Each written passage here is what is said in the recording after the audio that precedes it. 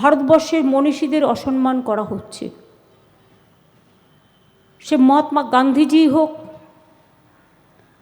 বিশ্বকবি রবীন্দ্রনাথ ঠাকুরই হোক, নেতাজি সুভাষচন্দ্র বোসই হোক, বাবা সাহেব আম্বেদকরই হোক, বল্লভভাই প্যাটেলই হোক, বিনয় বাদল দীনেশই হোক, ঈশ্বরচন্দ্র বিদ্যাসাগরই হোক, একটা অসম্মান, একটা অসহিষ্ণুতা,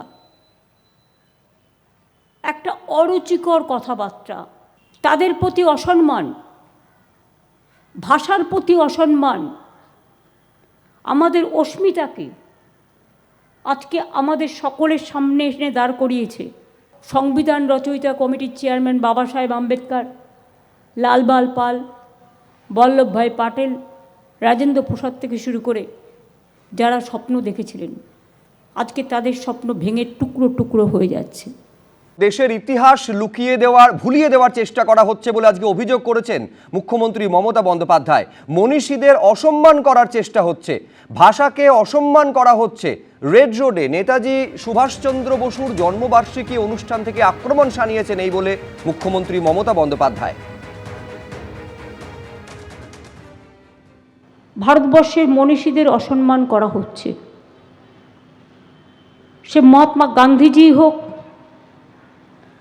বিশ্বকবি রবীন্দ্রনাথ ঠাকুরই হোক, নেতাজি সুভাষচন্দ্র বোসই হোক, বাবা সাহেব আম্বেদকরই হোক, বল্লভভাই প্যাটেলই হোক,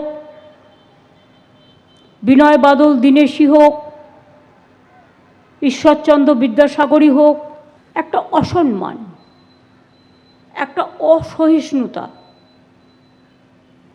একটা অরুচিকর কথাবার্তা, তাদের প্রতি অসম্মান, ভাষার প্রতি অসম্মান, আমাদের অস্মিতাকে আজকে আমাদের সকলের সামনে এনে দাঁড় করিয়েছে সংবিধান রচয়িতা কমিটির চেয়ারম্যান বাবা সাহেব আম্বেদকর, লালবাল পাল, বল্লভভাই প্যাটেল, রাজেন্দ্র প্রসাদ থেকে শুরু করে যারা স্বপ্ন দেখেছিলেন, আজকে তাদের স্বপ্ন ভেঙে টুকরো টুকরো হয়ে যাচ্ছে। নিজেদের ইতিহাস চাপিয়ে দেওয়া হচ্ছে, যার সাথে দেশের ইতিহাসের কোনো সম্পর্ক নেই। বাবা সাহেব আম্বেদকরের সংবিধানকে আমরা মানি, এটাই ভারতবর্ষের গণতন্ত্রের স্তম্ভ এবং পীঠস্থান। আজকে পদে পদে সেই সংবিধানকে লাঞ্ছিত করা হচ্ছে, মানুষকে বঞ্চিত করা হচ্ছে, অধিকার কেড়ে নেওয়া হচ্ছে, গণতন্ত্রকে উল্লঙ্ঘিত করা হচ্ছে, গণতন্ত্রকে লঙ্ঘিত করা হচ্ছে। বিজেপি রাজ্য সভাপতি শ্রমিক ভট্টাচার্যের সঙ্গে ফোনে আমরা এই মুহূর্তে যোগাযোগ করতে পেরেছি। শ্রমিকদা, কি বলবেন? মুখ্যমন্ত্রী আজকে বলছেন সংবিধান থেকে শুরু করে মনীষী সকলের অসম্মান করছে বিজেপি। দেখুন, মুখ্যমন্ত্রীর যে দল তৃণমূল কংগ্রেস এখনো কংগ্রেসটাকে পরিত্যাগ করতে পারেননি। কংগ্রেসের গর্ভ থেকে জন্ম নেওয়া কোনো রাজনৈতিক দলের প্রধানের এই কথা বলার কোনো নৈতিক কিংবা রাজনৈতিক অধিকার নেই। নেতাজি সুভাষচন্দ্র বসুর সঙ্গে, রাসবিহারী বসুর সঙ্গে, রবীন্দ্রনাথ ঠাকুরের সঙ্গে কংগ্রেস কি আচরণ করেছে, বিদ্যাসাগরের কি মর্যাদা দিয়েছে দশকের পর দশক ভারতবর্ষের ক্ষমতায় থাকবার পরে, আজকে সেই প্রশ্ন মানুষ করছে। সূর্য সেনের সঙ্গে কি আচরণ করেছে, বিপ্লবী যারা ছিলেন তাদের সম্পর্কে কংগ্রেসী নেতৃবৃন্দের বক্তব্য যদি এখন শোনানো যায়, নতুন বিতর্ক তৈরি হবে, লজ্জা পেতে পারে বর্তমান প্রজন্মের যারা কংগ্রেস করছেন বা তৃণমূল কংগ্রেস করছেন। সেটা না জানাই ভালো। যে মনীষীদের নিয়ে কথা বলছেন, যার লিগ্যাসি নিয়ে রাজনীতি করছে সেই কংগ্রেস, আজকে সুভাষচন্দ্র বসুর জন্মদিনে বলছি কংগ্রেসীদের সমর্থন, পশ্চিমবঙ্গের যারা কংগ্রেসী ছিলেন তাদের ভোটে সুভাষচন্দ্র বসু আজকে পট্টবী সীতারামাইয়াকে পরাজিত করেননি। ভোট দিয়েছিলেন মহারাষ্ট্রের মানুষ, পাঞ্জাবের মানুষ, উত্তরপ্রদেশের একাংশের মানুষ। সুতরাং কংগ্রেসের লিগ্যাসি নিয়ে যারা রাজনীতি করছেন, যারা কংগ্রেস পরিত্যাগ করতে পারেননি, তারা ভারতবর্ষের মনীষীদের নিয়ে কথা বলছেন। যেদিন জালিয়ানওয়ালাবাগ হত্যাকাণ্ডের পরে সমস্ত কংগ্রেসী নেতৃবৃন্দের কাছে কবিগুরু আহ্বান করেছিলেন যে টাউন হলে একটা সভা করুন, যাতে তিনি সভাপতিত্ব করবেন, বক্তৃতা করবেন, খালি সভাটার আয়োজন করুন প্রতিবাদের জন্য। করেছিল কংগ্রেস? গান্ধীজির সঙ্গে যখন সুভাষ বসু যখন রবীন্দ্রনাথ ঠাকুর বাংলাদেশ পাঞ্জাবে যেতে চেয়েছিলেন জালিয়ানওয়ালাবাগ হত্যাকাণ্ডের পরে, গান্ধীজি সাড়া দিয়েছিলেন, তিনি হাতিয়ার হিসেবে বেছে নিয়েছিলেন তার নাইট উপাধিকে। সুতরাং ইতিহাস ভোলাতে চাইছে, ইতিহাস ভুলিয়েছে কংগ্রেস।